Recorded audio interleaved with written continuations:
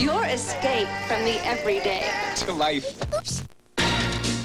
Carmel Cafiero, 7 News Consumer Specialist, professional, resourceful, working for you. In a world full of problems, there's someone offering solutions for you. Carmel Cafiero, she's been doing it the longest. Watch her, only on 7 News. Looking out for you, for years, experience. Consumer Specialist Carmel Cafiero, tonight on 7 News. This show is a combination of journalism and entertainment. We make it exciting. We're always pushing for something more. Get the Inside Report with Penny Daniels, weeknights at 7 on WSVN 7.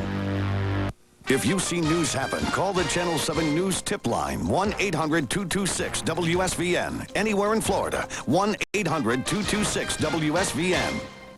South Florida's news station, WSVN 7.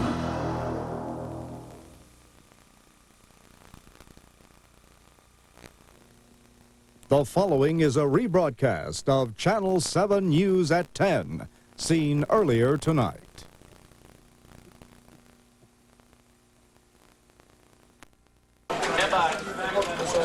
Live from Channel 7, South Florida's news station.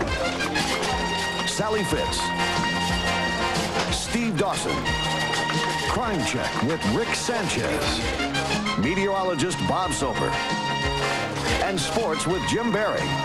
This is Channel 7 News at 10. An explosion and ammonia leak keep Broward firefighters at work tonight and residents out of their homes.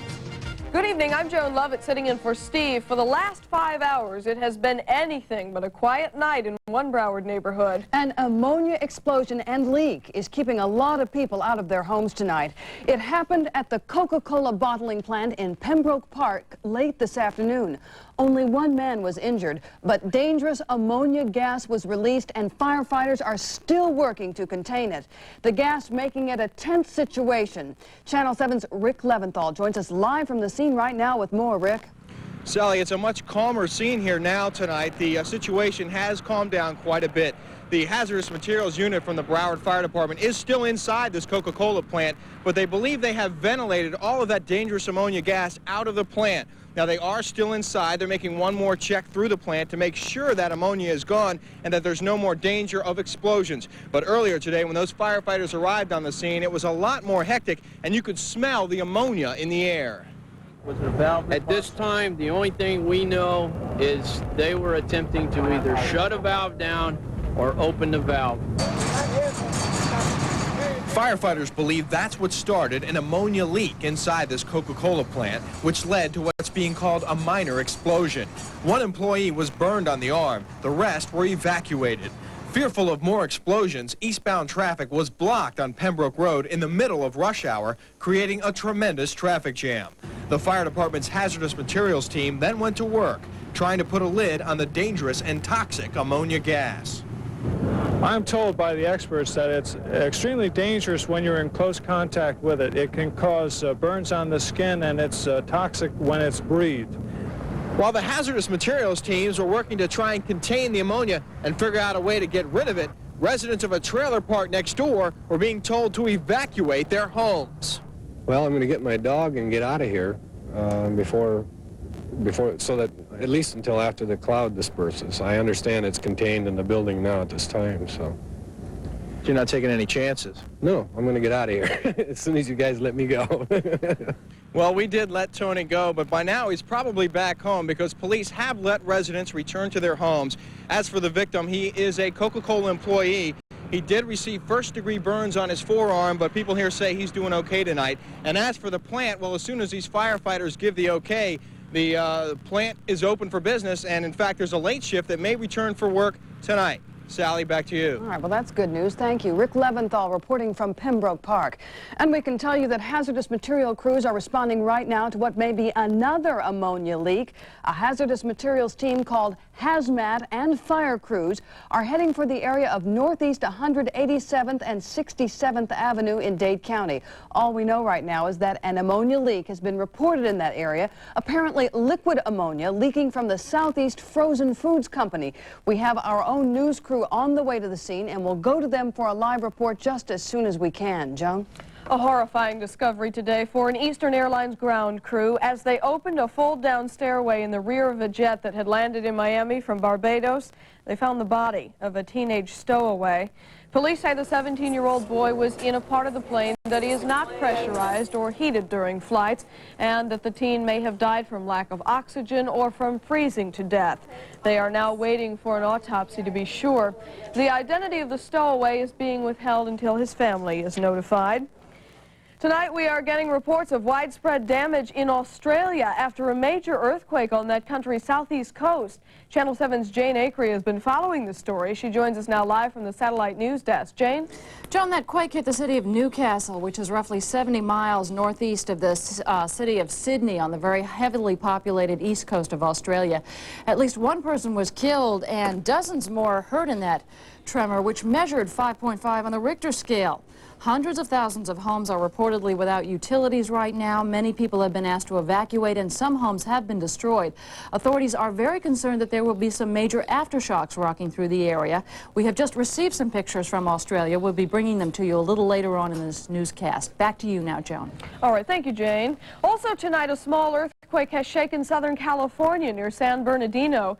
The tremor measured 3.2 on the Richter scale, but so far, no damage or injuries are being reported. Tonight, Miami police are baffled by the case of a missing person, and they're asking for your help.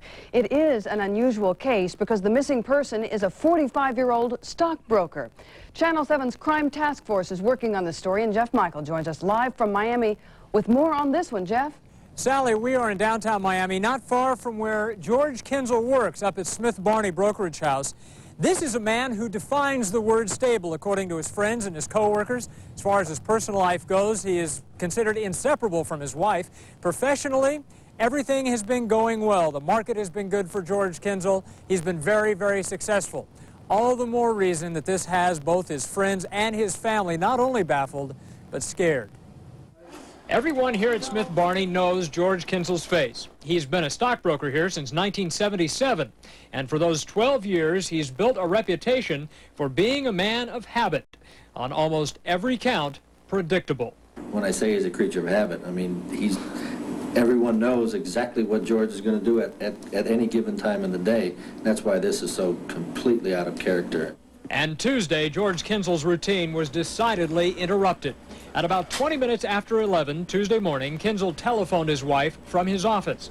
He told her he was going to take his car to a mechanic to get some transmission work done. 10 minutes later, the 46-year-old was in the elevator heading down to the underground garage where his car was parked.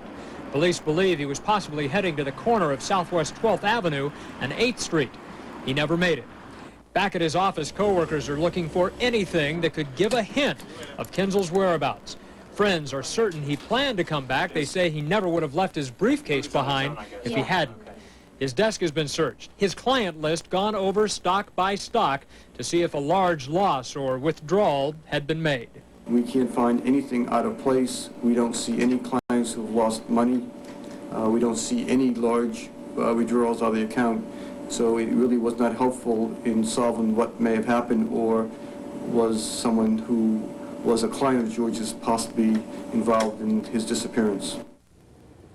Again, we are not talking about a man devoted to whim. This was a man so predictable. He called his wife every day at about 11:45, always had lunch at the same place or brought his lunch in. This is something truly baffling police as well. But police have one thing going for them. They're not just looking for the man who possibly, or the perpetrators or kidnappers, whomever might be involved in this crime. They have a picture of George Kinzel himself. You saw the picture already on the air. We're going to have more not only on his description, but on the car he was driving from Channel 7's Ralph Page in our Crime Task Force office. And that should help, Ralph, in locating Mr. Kinzel.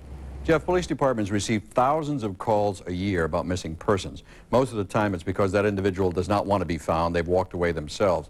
In this case, the police have come to us. Obviously, they think it's something more serious. Let's take a look at George Kinzel again. He is 6 foot, 190 pounds, He has salt and pepper hair, hazel green eyes, and he wears dark prescription glasses. Dark prescription glasses. The car he was driving when he left the office is a car he drove every day. It was a BMW. It's silver gray, four-door. The tag number on the car is 169KDD. That's 169KDD. His whereabouts is unknown. They know he left the garage with the car. He was supposed to go get the car repaired, possibly had a problem with the transmission. That's the last anybody's ever heard of him. If you saw the car, if you have any information on George Kinzel, this is the number to call. Miami Police Department at 579-6619. That's 579-6619. If you work in that Brickell Avenue area, search your minds. You may know something. Sally? Strange story. All right. Thank you, Ralph and Jeff.